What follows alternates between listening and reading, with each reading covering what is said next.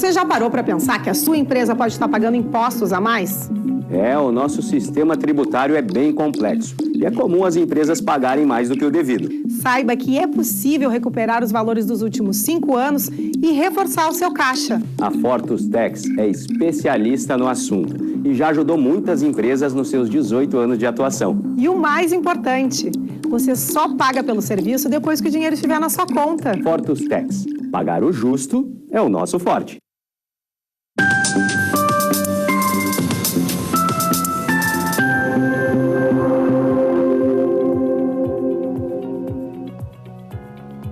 Olá, está começando agora o programa Papo Certo de hoje. Comigo, Amanda de Oliveira e Evanira Guiar. Boa noite, sejam bem-vindos. O nosso programa, você já sabe, vai ao ar de segunda a sexta às 8 da noite, aqui na Ubra TV. E hoje vamos falar sobre a análise da reforma trabalhista, mudanças e reflexos. E você aí de casa, que é empregado, ou você que é patrão, continua para mim, por favor. Certo. Está por dentro das leis trabalhistas quais os direitos e desvantagens com a reforma trabalhista? Para explicar melhor, tirar todas as dúvidas sobre o assunto, convidamos então o Dr. Pedro Marcon, advogado, especialista em direito trabalhista. Boa noite, Dr. Pedro, muito obrigado por ter aceito o nosso convite. Boa noite, Evanir, boa noite, Amanda, boa noite a todos que nos assistem. Desde já agradeço o espaço, a oportunidade, é uma honra participar do programa. E você aí de casa já pode enviar a sua pergunta ou comentário através do nosso WhatsApp 51 30 29 80 80, que o Dr. Pedro vai responder aqui no programa. Já voltamos.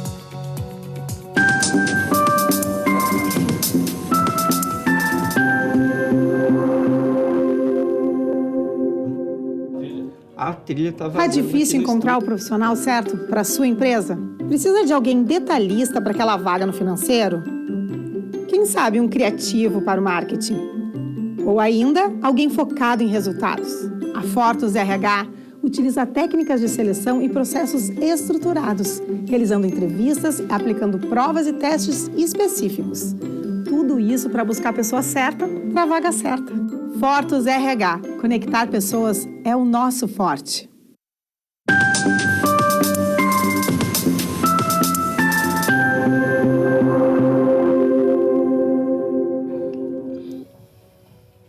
O Papo Certo está de volta e eu te convido a interagir conosco pelo WhatsApp para tirar todas as suas dúvidas. E aproveito para lembrar você aí de casa que nós também estamos ao vivo pelo YouTube e pelo Facebook. Então, doutor Pedro, para começar a nossa conversa, o que foi a reforma trabalhista? Bom, a reforma trabalhista foi uma alteração na legislação trabalhista que ocorreu em novembro de 2017 e mudou diversos dispositivos na CLT, trazendo, na maioria dos casos, redução e retirada de direitos, mas também, por um outro lado, regulamentou muitas áreas, lacunas que existiam na nossa legislação. Vale ressaltar que a CLT é um texto de 1943, mas no decorrer dos anos sempre teve várias alterações pontuais. E a reforma trabalhista foi a alteração mais profunda que teve na legislação trabalhista, então mudou várias questões e hoje, 5 anos após a sua aprovação, nós vamos aqui debater um pouco mais, falar o que mudou, o que não mudou e tirar as dúvidas das pessoas que estão nos assistindo. E, doutor Pedro, os milhões de empregos prometidos pela reforma trabalhista, eles foram alcançados? Bom, essa foi uma questão, para quando da aprovação, quando estava no debate, que foi uma aprovação muito rápida, foram apenas 4 meses de discussão da reforma trabalhista, tinha a promessa de que seriam gerados de 2 a 6 milhões de empregos formais. E, infelizmente, esses empregos formais não ocorreram. Teve, sim, um pequeno acréscimo nos empregos formais, mas o que aumentou bastante foi o trabalho informal. Então, no Brasil, aquelas pessoas que precisam de renda vão atrás de um emprego e não conseguem um emprego, elas são obrigadas a empreender, Então, aquelas pessoas que vão lá, abrem um comércio, vão atrás de alguma prestação de serviço de forma autônoma, tentando empreender e buscar renda para a família. Então, cresceu bastante o trabalho informal e o emprego formal, que é aquele tradicional, da carteira assinada, cresceu muito pouco. Muito bem. E na sua opinião, a reforma beneficiou mais o trabalhador ou o empregador?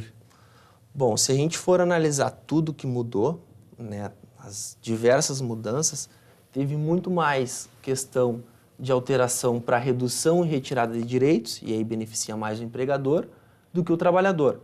Teve sim algumas questões que foram regulamentados, que foi a questão do teletrabalho, teve mudança nas férias, teve diversos assuntos que foram flexibilizados, mas na imensa maioria são alterações que ou retiraram ou reduziram direitos dos trabalhadores.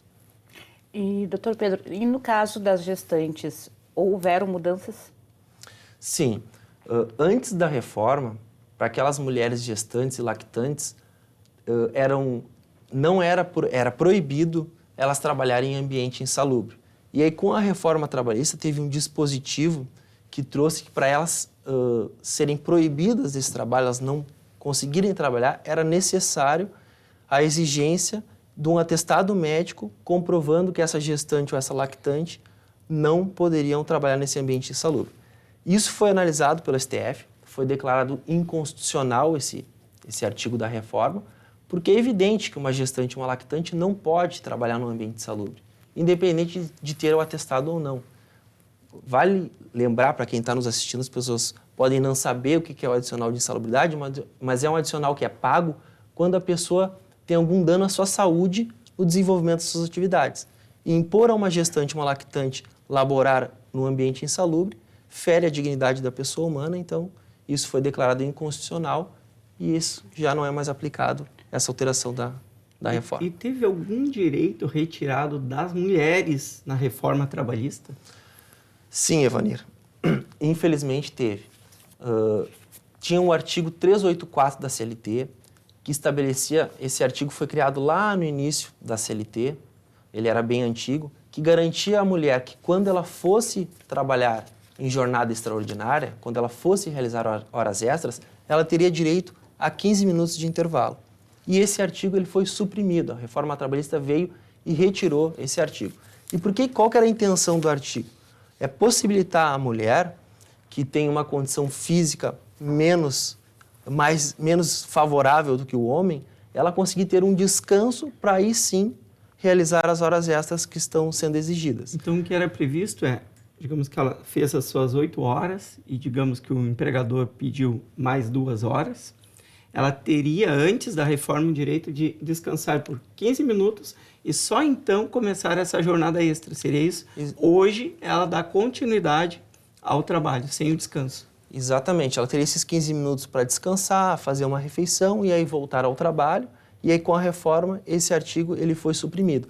E esse artigo, por mais que ele seja antigo, o Pleno do Tribunal Superior do Trabalho, ele já tinha se reunido e declarado que esse artigo ele foi recepcionado pela Constituição Federal. Então é um artigo lá antigo que após a Constituição, o Tribunal Superior do Trabalho já tinha se debruçado sobre esse tema, falando que ele era constitucional, que era legal esse intervalo, mas infelizmente foi retirado na reforma. E há alguma discussão quanto à inconstitucionalidade dessa supressão do direito ou não? Isso ainda não foi levado a termo, essa inconstitucionalidade, porque não tem na Constituição, não garante à mulher esse direito. A CLT veio antes da Constituição de 88, aí o TST analisou isso à luz da Constituição e declarou constitucional, recepcionou esse artigo. Mas a reforma veio e colocou uma pá de cal retirando o intervalo. E, doutor, houve alguma atualização relevante em termos de teletrabalho? Sim, e aí esse foi um ponto positivo da reforma. A gente tem que lembrar que a legislação acontece quando fatos sociais acontecem e há necessidade do legislador regulamentar isso para que as pessoas não fiquem numa lacuna, não fique nada regulamentado. Então, o teletrabalho, que já acontecia bastante, que é aquelas pessoas que trabalham remotamente, trabalham de casa, podem fazer o seu trabalho através de um computador, de um telefone celular, isso já acontecia bastante, cresceu muito agora na pandemia, com essa restrição de atividades, mas lá em 2017, na reforma, foi regulamentado o teletrabalho, que é uma situação que já acontecia bastante, e aí veio ali criando regras mínimas já para regulamentar esse tipo de atividade. Esse é um tema do teletrabalho que dá um programa inteiro ou mais. entendo que favoreceu muito as empresas, principalmente a manutenção do emprego de muitas pessoas, essa possibilidade, não é, de realizar, então, nas suas casas, através de condições ali próprias para isso, e alcançados pela legislação, que é melhor de tudo, não é? Exatamente. Então, foi um dos pontos muito positivos, em minha opinião, da reforma trabalhista, foi a regulamentação do teletrabalho, que auxiliou muito. Naturalmente, algumas atividades não podem ser desenvolvidas remotamente, mas muitas podem, e isso favoreceu muito nesse momento aí de pandemia, né? Então, é um destaque muito positivo da reforma, que mesmo antes da pandemia que passamos aí, já estava regulamentada. Exatamente. A legislação ela vem exatamente para isso. As situações acontecem bastante, e a gente precisa de uma lei para regulamentar isso. E o teletrabalho foi implementado na reforma, aí tem alguns requisitos, ele precisa ser firmado por escrito, expresso no contrato de trabalho ou em algum aditivo contratual. Então, veio de uma forma positiva para regulamentar essas atividades. Muito bem, o senhor comenta sobre os fatos que trazem a necessidade de uma regulamentação. E teve alguma matéria que deveria ter sido regulamentada e ficou de fora da reforma trabalhista? Sim, infelizmente, no meu ponto de vista, é a questão dos trabalhos por aplicativos, né, que cresceu bastante lá em 2014, né, tanto as entregas como o transporte de passageiros. Nós temos esse trabalho crescendo bastante e isso não foi regulamentado na reforma. E aqui eu não vou nem entrar na discussão se é vínculo de emprego, se não é, que isso é uma discussão profunda e polêmica. Mas outros países, como Inglaterra, Estados Unidos, já regulamentaram esse tipo de trabalho. Então aqui não quer dizer que é vínculo de emprego ou que não é, mas que tem que ser regulamentado, criar regras para que essas pessoas tenham proteção social. O que acontece hoje na prática? A pessoa sofre um acidente, fica em impossibilidade de trabalhar por um período ou até de uma forma permanente e não tem cobertura social nenhuma, porque ela não é considerado empregado, não tem o INSS recolhido, como autônomo não contribui para a Previdência Social, e quando esses acidentes acontecem, infelizmente, a pessoa fica sem renda nenhuma. E às vezes uma família depende disso, né? Eu tenho um exemplo que é a lei do salão parceiro, que atinge aí, então, salões de cabeleireiros, aos quais alguns eu atendo, que trouxe essa regulamentação, não necessariamente um reconhecimento do vínculo trabalhista, mas trouxe uma regulamentação que sim, pode ser empregado, mas que se trabalhador como autônomo for, há uma regra em que o salão tenha uma responsabilidade, por exemplo, se contratar MEIs, de fazer este salão o recolhimento em nome do seu parceiro profissional do MEI, né, do documento do Simples, o DAS. E isso dá, de certa forma, uma maior segurança para esse profissional que está ali trabalhando. Não necessariamente essa discussão que nós estamos trazendo aqui em relação aos motoristas de aplicativo seja uma opinião em relação ao reconhecimento de vínculo, mas sim uma opinião em relação à necessidade de uma regulamentação ou com vínculo ou sem vínculo, não é? Já que isso não aconteceu na reforma, isso também não precisa ser aprovado a toque de caixa, porque isso atinge muitas pessoas, então isso tem que ser discutido amplamente com a sociedade. Então a gente deve ouvir quem trabalha em aplicativo, as empresas que fornecem essas plataformas, ouvir advogados, membros do Poder Judiciário, ouvir o Ministério Público do Trabalho. Então isso tem que ser uma discussão que, na minha opinião, faltou na reforma trabalhista, que foi teve um período muito curto de discussão e não envolveu todos esses entes. Por isso, tanta inconstitucionalidade que a gente viu na reforma trabalhista. Exatamente. Então, assim, quando a gente vai ter uma alteração profunda na sociedade, o mais democrático é isso seja discutido, ouvir todo mundo. Quanto mais opinião, mais informação, mais ciência, mais dados forem coletados e debatidos, melhor para todo mundo.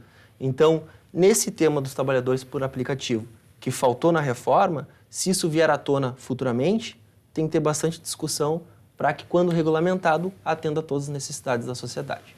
Muito bem, então.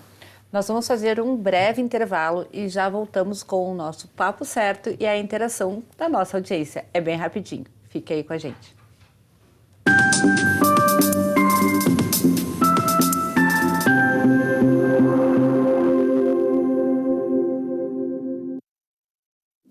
Em tempos de juros altos, margens reduzidas e incertezas, rever estratégias é fundamental para manter o seu negócio competitivo. Esse cenário exige planejamento e organização financeira. Nessas horas, qualquer ajuda é bem-vinda, mas a ajuda de um especialista é necessária.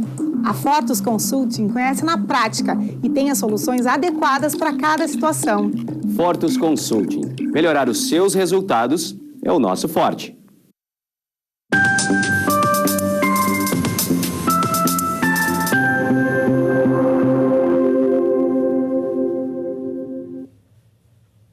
Voltamos com o Papo Certo e aqui nós falamos sobre as diversas áreas do direito, empreendedorismo e saúde.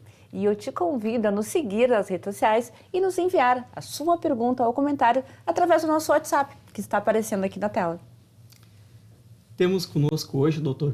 Pedro Marcon, advogado especialista em direito trabalhista, que está falando sobre a análise da reforma trabalhista, mudanças e reflexos. Dr. Pedro, teve alguma alteração envolvendo as férias? Sim, Evaneiro, mudou e isso, no meu ponto de vista, é uma mudança positiva que flexibilizou o período de gozo das férias. Então, agora a gente pode ter o período das férias fracionado em até 3 vezes, sendo sempre esses períodos mínimos de 5 dias e obrigatoriamente, de 14 dias. Além disso, não mudou, mas mantém a questão de que o pagamento das férias deve ocorrer até dois dias antes do período da fruição das férias. E como era antes? Antes era só 2 períodos de férias. Então, agora possibilitou ao empregador fracionar mais as férias. Então, isso possibilita que a empresa não tenha suas atividades impactadas de uma forma tão grande, né? Também estabelece uma possibilidade do empregado ter um período para ele descansar e voltar ao trabalho produzindo mais, gozando de férias num período de 5 dias. Então, isso, acredito que essa flexibilização ajudou tanto a empresa quanto o empregado também de ter um período para descanso e poder retomar suas atividades. Isso para qualquer idade? Sim. Antigamente tinha um limite, não é? Antigamente tinha um limite, dos 18 aos 50 anos, e agora com a reforma para qualquer idade também. Mas o tempo mínimo para a pessoa ter as suas férias, que seriam 24 meses, a partir desse período, continua ou isso também mudou? Continua. O período aquisitivo, 1 ano, e aí, no ano subsequente, o período concessivo. Isso não mudou. O que mudou foi que aumentou esse fracionamento em até 3 vezes, lembrando, o período mínimo de 5 dias, e um desses períodos do fracionamento tem que ser obrigatoriamente, no mínimo, 14 dias. Continua o direito de vender os 10 dias? Sim, pode sim vender até os 10 dias das férias. Muito bem. E, doutor, em relação aos sindicatos, quais que foram as mudanças que ocorreram?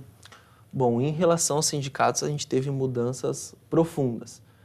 Antigamente, antes pré-reforma, a gente tinha a questão da obrigatoriedade da contribuição sindical. E com a reforma trabalhista, essa contribuição sindical ela passou a ser facultativa. Além disso, na questão da rescisão contratual, aqueles contratos de trabalho que tinham um prazo de 1 ano ou superior a 1 ano, antes era necessária a homologação da rescisão ocorrer com o sindicato. E a partir da reforma trabalhista, isso não é mais obrigatório. Então, houve sim essas mudanças, que no meu ponto de vista acaba enfraquecendo o sindicato, seja pela questão de não ter mais a contribuição obrigatória e por essa questão da homologação. E aqui são casos, tá, que na justiça, quando envolvem processos judiciais, é bem frequente. O trabalhador está lá há 4, 5, 10, 20 anos na empresa, chega na rescisão, não tem uma assistência devida e acaba assinando e não recebendo os documentos, não recebendo os valores da rescisão. Então, essa assistência que o sindicato prestava na rescisão era de extrema importância. Mas se o trabalhador fizer, por deliberação, a contribuição sindical, ele terá o direito da assistência do sindicato no caso de rescisão? Não. Por mais que ele contribua, deixou de ser obrigatória pelo sindicato. Aqueles contratos de 1 ano ou acima de 1 ano deixou de ser obrigatório. Por mais que o empregado contribua. Aí também ficaria até difícil para a empresa fazer esse controle. Uma empresa que tem um volume grande de empregados, saber quais contribuem, quais não contribuem. Então, isso foi retirado na reforma e mudou em relação aos sindicatos. Muito bem. E existe a possibilidade de acordo na rescisão do contrato de trabalho com reforma trabalhista? Sim, isso é uma situação que acontecia bastante, né? Que até era uma fraude, que acabavam simulando que a empresa dispensava o empregado ia lá, devolvia a multa de 40% da empresa ou outro ajuste que faziam, né? E aí cada caso era um caso. E aí a reforma trabalhista trouxe essa possibilidade da rescisão consensual. O que mudou? O que ela prevê? O aviso prévio é pago pela metade. Então, o aviso prévio hoje a gente tem de 30 dias, é pago pela metade.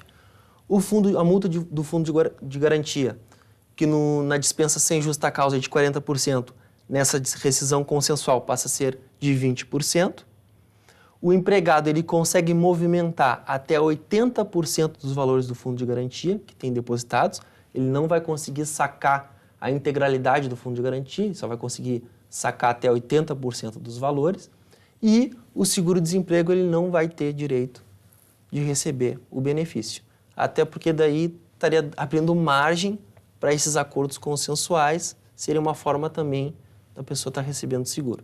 Então, essas são as regras criadas para a rescisão consensual. Agora eu venho pedir a atenção de você aí, que nos assiste, que chegou a hora de interagir com os nossos telespectadores que enviaram mensagens pelo nosso WhatsApp. É verdade que o trabalhador que entrar na justiça e perder a ação terá que pagar as custas e honorários do processo?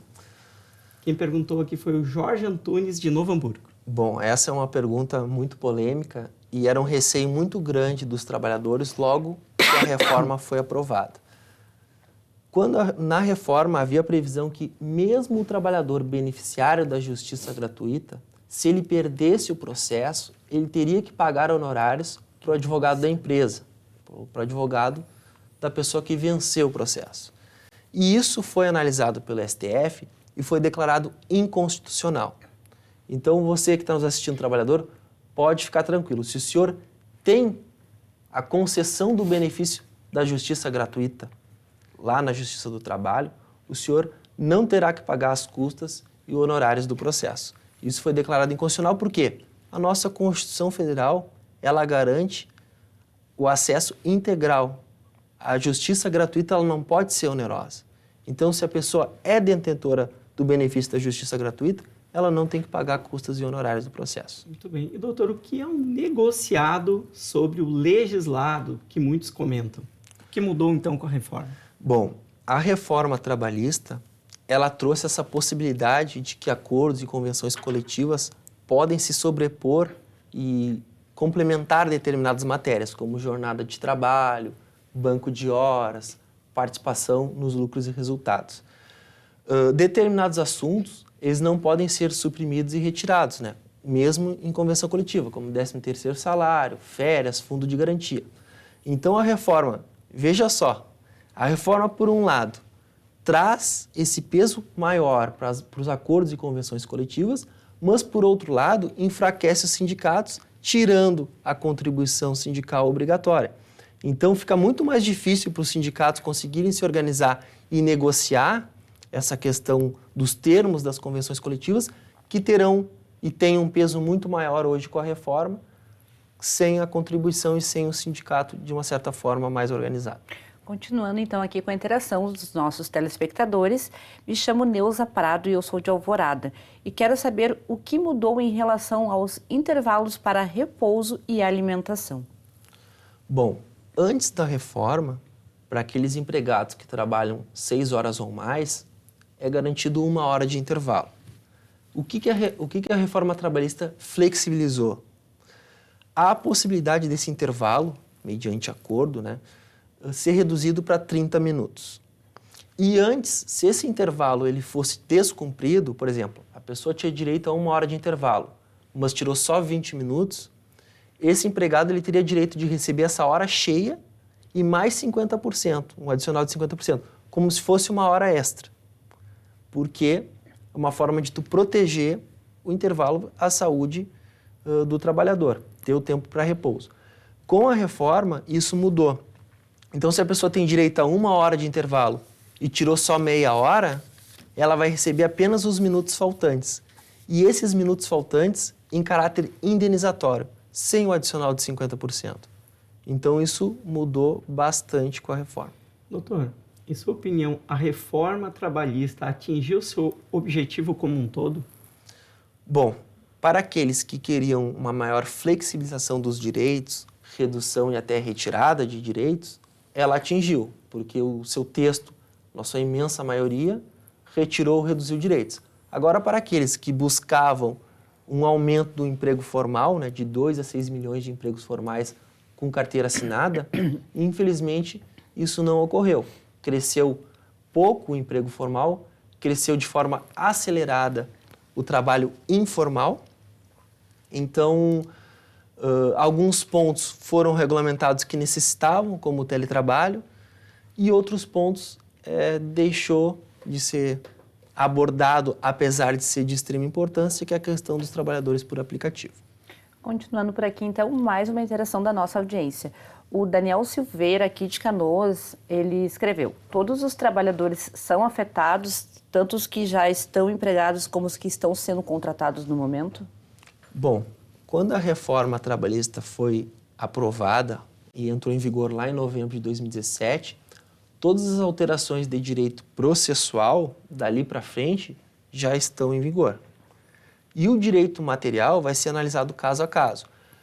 Toda pessoa que firmou um novo contrato de trabalho a partir de novembro de 2017 já vai ter todas as normas de direito material aplicadas. Já vai ser tudo que está na reforma, já vai ser aplicado de direito material.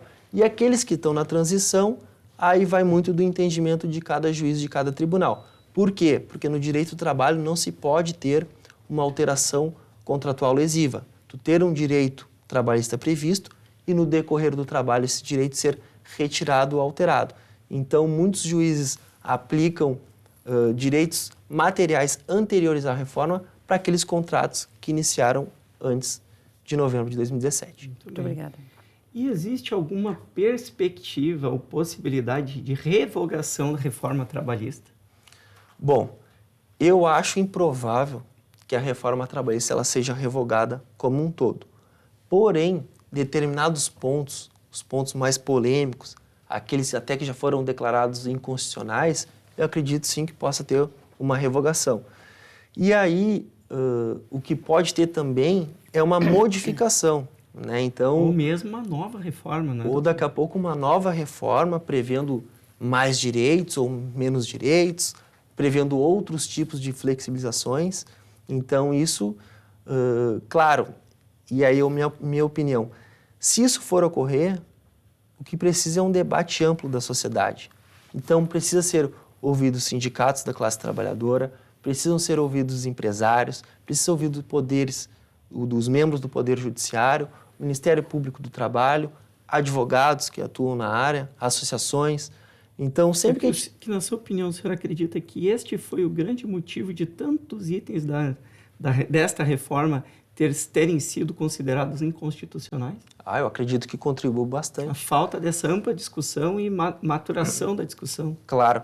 Sempre que a gente vai ter uma discussão profunda, uma mudança profunda, a gente tem que ouvir os atores, quem faz parte dessa mudança. Então, quem é que faz parte? Os trabalhadores, através dos sindicatos, os empresários, né? Membros do Poder Judiciário, Ministério Público do Trabalho, advogados, associações. Então, já que não conseguiu ouvir todo mundo, muita coisa aprovou a toque de caixa, partes inconstitucionais, e por isso que teve já a declaração da STF, vários trechos que não são constitucionais. Doutor Pedro, quero te agradecer então pela tua presença e os esclarecimentos aqui no nosso programa de hoje. Amanda, agradeço o espaço, o convite, Evanir também, e fico à disposição para novas oportunidades. Eu quero agradecer a toda a nossa equipe, ao pessoal de casa pela audiência, e lembro que o Papo Certo ele é reprisado de segunda a sexta, às 7h30 da manhã, aqui na Ubra TV. E nós voltamos amanhã ao vivo para mais um Papo Certo com a doutora Bárbara Salzin, advogada, especialista em Direito de Família, para falar sobre herança digital. E você é de casa, também é nosso convidado. Nós esperamos vocês.